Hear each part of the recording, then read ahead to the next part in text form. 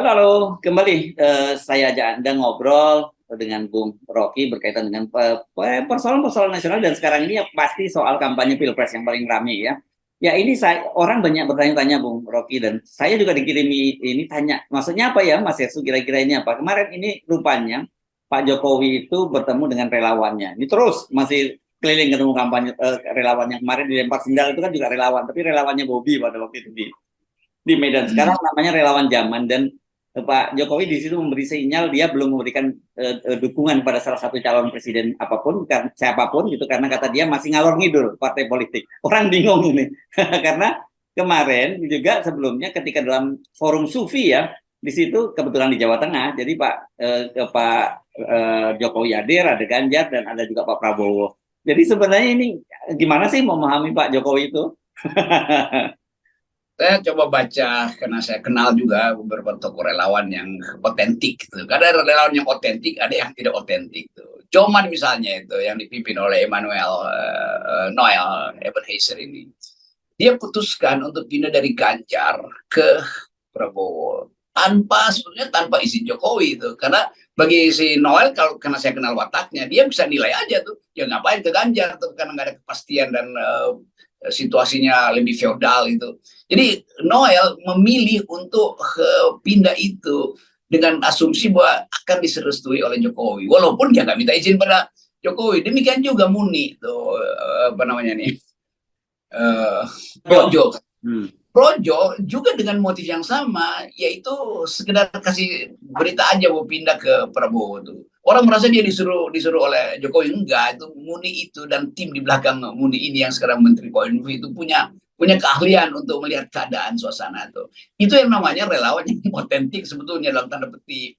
Ada relawan-relawan yang juga mengikuti dalil-dalil dua tokoh ini, Noel sama Muni, tetapi membaca situasi itu. Jangan-jangan Jokowi nggak setuju, kira-kira begitu tuh. Jadi kalau Jokowi bilang apa namanya, dia belum memberi keputusan, itu artinya dia kesel juga pada dua tokoh ini, Muni maupun Noel, yang tiba-tiba pindah tanpa sepengetahuan dia. Karena kalau dia tahu maka dia nggak akan ucapin bahwa relawan tunggu perintah saya itu karena saya belum menentukan sikap. Jadi kelihatannya banyak juga relawan yang baru-baru dibentuk segala macam itu yang nggak bisa lagi dikontrol oleh Jokowi itu. Jadi bukan sekedar partai yang nggak bisa dikontrol Jokowi, relawan juga nggak bisa dikontrol Jokowi. Jadi Jokowi makin lama, itu yang saya terangkan berkali-kali, semakin lama Jokowi tidak menentukan sikap, semakin relawan itu juga kayak ngalir aja begitu kemana niatnya tuh, nggak perlu lagi nunggu sinyal Jokowi. Kan ini relawan juga banyak yang intelektual yang menganalisis bahwa sikap Jokowi yang cawe-cawe yang nggak pasti itu justru membebani relawan, kan itu dasarnya. Jadi inline, sejajar antara kecemasan Jokowi bahwa relawannya nggak bisa dikendalikan, karena itu dia mulai lakukan lagi konsolidasi secara relawan. Ya itu relawan kan sebenarnya Projo sama Joman itu maksudnya tuh. Nah sekarang nggak bisa lagi dikendalikan oleh Jokowi karena Projo maupun Joman ini atau Noel dan Muni ini udah langsung melekat Prabowo, kan itu dasarnya tuh. Jadi ini yang disebut sebagai menepuk air di dulang terpercik muka sendiri. Jadi Jokowi karena terlalu sering menepuk air di dulang, akibatnya wajahnya berantakan tuh, dan dia nggak bisa lihat lagi tuh siapa yang relawan otentik, siapa yang bukan. Dari awal itu intinya tuh. Nah sekarang lebih konyol lagi, Jokowi berkeluh kesah partai ini apa istilahnya tadi itu masih ngalor ngidul ya karena nggak ada kepastian. Jadi kelihatannya sekarang Jokowi dipermainkan oleh partai. Tadinya dia mempermainkan partai. Itu lucunya tuh dan itu enaknya. Ya ya. Tapi apakah bukan ini kita bisa menafsirkan sebenarnya ucapan itu disampaikan kepada Jokowi di hadapan para relawan, tapi itu memberikan sinyal gitu kepada partai-partai politik dan juga sinyal kepada tentu saja kepada capres yang mengharapkan dukungan dia dalam hal ini itu Ganjar dan Pak Prabowo gitu. Jadi tetap saja tidak bisa sepenuhnya baik Pak Prabowo yang merasa yang sudah terang-terangan akan mengusung program pembangunan Pak Jokowi itu memegang sepenuhnya Pak Jokowi, begitu juga Ganjar gitu lebih kecil. Jadi kenapa tidak ya sudah lupakan saja Pak Jokowi gitu loh, kenapa gitu kok masih berharap pada Pak Jokowi. Sebetulnya di ruang rapat mereka udah putusin lupain aja si Pak Jokowi. Cuman basa-basinya ke media kan, oh ya kami masih tunggu restu. Jadi saya kira itu Gerindra juga sebetulnya udah menetapkan toh elektabilitas kita udah di atas kok. Mau dicabut Jokowi juga poster-poster itu nggak akan ngaruh tuh. Kenapa? Karena partainya udah bekerja dan menumpang pada poster Jokowi itu. Dan sekarang kalau Jokowi tarik itu justru orang akan antipati pada Jokowi. Lo bukannya Anda dulu yang nyuruh supaya Prabowo adalah penerus saya, karena itu Prabowo pasang poster dia dengan Jokowi. Jadi rakyat juga akan marah pada Pak Jokowi, kenapa diturunin sekarang? Berarti Anda bohong dong. Demikian juga Ganjar yang berupaya untuk dapat sinyal dari Jokowi, tapi Jokowi nggak pernah kasih sinyal penuh. Nah sekarang Jokowi yang mengaku ini partai-partai ini nggak jelas. Lo Jokowi sendiri yang nggak jelas. Itu dasarnya. Jadi Iya. kalau saya baca misalnya, ya di Gerindra udah fix itu, ada atau tidak ada Jokowi nggak relevan lagi. Tetapi untuk basa-basi tetap, oh ini Jokowi adalah kita memutuskan program Jokowi. Ganjar juga begitu. Jadi sebetulnya dua-duanya ingin meneruskan program Jokowi, tetapi hanya di dalam cerita supaya bumbu-bumbunya enak itu kan. Dan pikiran-pikiran ini juga kita bisa nangkap dari bahasa tubuh, gestur Ganjar maupun Jokowi. Jadi sekarang Jokowi itu ya kayak orang kedinginan nyari selimut, selimutnya dibagi dua, satu buat Ganjar, satu buat Prabowo, karena dia sendiri apa coba kan? Itu konyolnya di situ. Lalu dia marah-marah sendiri itu. Relawan harus tunggu perintah saya. Ngapain nunggu perintah kamu? Karena bagi relawan nggak jelas perintahnya sampai kapan dia mereka nunggu perintah. Demikian juga partai-partai. Jadi koalisi yang dibentuk oleh Prabowo kemarin itu memperlihatkan ada semacam determinasi dari Prabowo untuk bikin koalisi baru, namanya Koalisi Indonesia Maju, gitu kan? Ya, ya. Dan yang agak bingung Caimin, tapi satu waktu Caimin akan bilang yang masuk akal juga, saya bergabung di situ. Udah selesai problem. Jadi terus menerus Pak Jokowi ada dalam semacam gangguan psikologi di dalam dirinya. Kalau ada psikolog datang buat lihat apa sebetulnya yang ada di balik persembunyian atau orang sebut apa namanya Freudian key, kunci Freud sebagai tokoh psikoanalisis, orang lihat kuncinya kok patah gitu sehingga nggak bisa dibuka lagi itu ruang psikologi terakhir dari Jokowi. Nah, orang yang ruang psikologinya tidak bisa lagi dibuka itu akan memperlihatkan sinyal yang mendua terus, itu dasarnya. Ya, ya. Ini kan kalau kita lihat, kita tentu kait-kaitkan pernyataan Pak Jokowi kok tiba-tiba menyebut partai masih ngalor ngidul, kok belum bisa menyatakan memutuskan kepada siapa.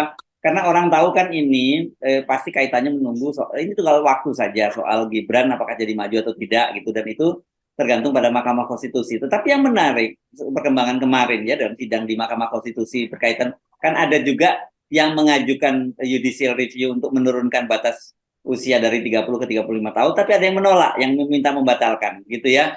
Dan ini kemudian ada yang mengingat si penolak ini dalam sidang kemarin mengingatkan Pak Anwar Usman sebagai Ketua Mahkamah Konstitusi, meskipun dengan bahasa yang terbalik ya, dia mesti menyatakan bahwa nggak mungkin lah Presiden Jokowi itu campur tangan soal itu, dan tentu ada konflik of interest Pak Anwar Usman. Dan Pak Anwar Usman menyatakan demi Allah, kata dia begitu. Jadi dia sebagai ketua, dia disumpah sebagai hakim Mahkamah Konstitusi untuk bersikap adil dan menjaga konstitusi. Jadi dia secara tegas sebenarnya Pak Anwar Usman menyatakan dia akan imparsial dalam putusan ini. Iya, itu sikap imparsial itu memang doktrin dari Mahkamah Konstitusi. Tetapi perkawinan di istana itu royal wedding, terus semacam royal wedding antara Pak Anwar Usman dengan adiknya Pak Jokowi itu menimbulkan krisis etis baru tuh. Tetapi Pak Anwar Usman juga melihat perkembangan politik dan dia menganggap, mungkin dia sekarang menganggap bahwa memang saya akhirnya harus bersikap imparsial atau netral di situ kan, karena melihat grip Jokowi itu makin lemah.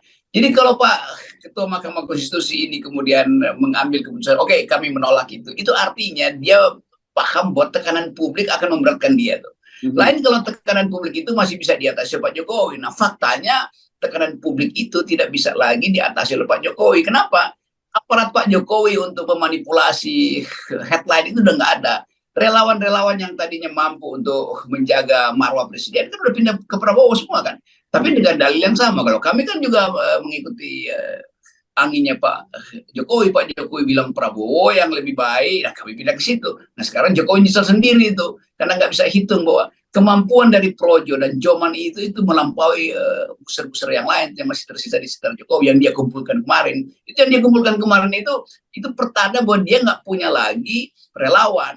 Kalau dia mau kumpulin relawan, dia mesti kumpulin Emmanuel si Noel ini sama Muni, sama Menteri Budi Setiadi yang sekarang jadi Menko Info kan. Jadi sebetulnya Jokowi kehabisan permainan atau kehabisan peralatan untuk bermain. Itu intinya tuh. Nah, Anwar Usman juga, Ketua Mahkamah Konstitusi melihat itu.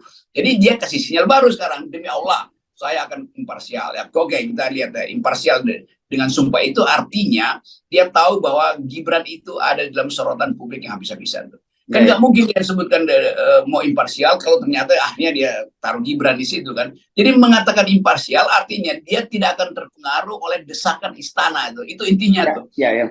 Dan poinnya saya kira sama dengan Saldi Isra yang sudah menyatakan terbuka. Harusnya ini adalah open legal policy. Ini adalah kewenangan dari pemerintah dan DPR. Jadi harusnya dikembalikan begitu ya. Nah, tapi kalau itu terjadi, menurut saya keputusan itu terjadi dan Mahkamah Konstitusi mengembalikan itu ke pemerintah dan DPR, wah ini peta politiknya bisa jadi rame dong, Bung Rocky. Pak Prabowo nggak bisa sepenuhnya bisa mengikat Pak Jokowi gitu. Sebaliknya juga PDIP juga tidak bisa melakukan hal yang sama gitu. Itu teknik bagus. Jadi Saldi Isra paham bahwa situasi dinamika politik akan berubah kalau Mahkamah Konstitusi mengembalikan ke DPR. Demikian juga Pak Usman sekarang Ketua Mahkamah. Mungkin lihat itu tuh. Jadi biarkan pindah ke DPR supaya keributan terjadi di DPR. Dan itu artinya potensi pro and kontra akan jadi panjang tuh. Karena di DPR itu, kalau di Mahkamah Konstitusi kan tinggal voting aja tuh. Di DPR ini itu per hari, setiap hari itu debat setiap hari akan terjadi dan Pak Jokowi makin bingung nanti tuh. Nah buat saya lebih bagus ada di DPR tuh. Jadi keriuhan itu ada di DPR dan itu artinya sangat mungkin juga batal karena tadi saya terangkan bahwa Pak Jokowi nggak mungkin mengendalikan DPR tuh. Partai-partai yang bisa dia kendalikan di dalam tema koalisi itu beda dengan watak partai-partai begitu masuk di DPR tuh. Itu pasar malamnya lain di situ. Ya, dan apalagi kalau dari sisi waktu ya. Saya kira kalau dikembalikan ke DPR, waktunya nggak terkejar. Karena prosesnya kan DPR panjang banget, masuk badan legislasi dulu, kemudian ada panjanya, ada persetujuan, kemudian bamusnya, ada belum lagi paripurna. Jadi panjang lah, nggak mungkin kalau dikembalikan. Artinya kalau kemudian Mahkamah Konstitusi memutuskan itu open legal policy, ya batal lah Gibran maju sebagai calon wakil presiden. Kelihatannya itu. Jadi memang ini nggak mungkin. Dari segi etika nggak bisa. Dari segi hukum tata negara mungkin bisa, tetapi untuk periode berikutnya ini karena dipaksakan. Jadi sialnya Pak Jokowi selalu ingin memaksakan sesuatu yang seolah-olah bisa diatur. Dia nggak paham bahwa watak partai ini menunggu ketika Jokowi melemah, dan buktinya Jokowi melemah sekarang tuh. Cuman 18% mau ikuti keinginan Jokowi itu. Padahal dia di-endorse oleh 80% tuh. Jadi poin saya adalah Pak Jokowi berhenti aja, bertapa aja, udah itu minta maaf aja bahwa cawe-cawe dia itu berbalik menjadi tepukan air di dulang. Akhirnya begitu. Ya. Jadi kan saya kira pernyataan Pak Jokowi tadi itu yang bahwa karena partai masih ngalor ngidul, jadi Pak Jokowi ini bisa jadi emergency exit gitu Pak Jokowi ya. Jadi karena ngalor ngidul, saya akan memutuskan untuk netral saja gitu. Silahkan putuskan ketua-ketua umum partai. Kan itu lebih menarik ya Bung Rocky. Iya, emergency exit misalnya itu Pak Jokowi nawarin begitu. Tapi ya dari awal semua ketua partai nggak pakai seat belt gitu, nggak pakai safety belt. Dia udah kabur dulu. Ya. Oke, baik, terima kasih Bung Rocky. Kita 0% ya. Oke, thank you.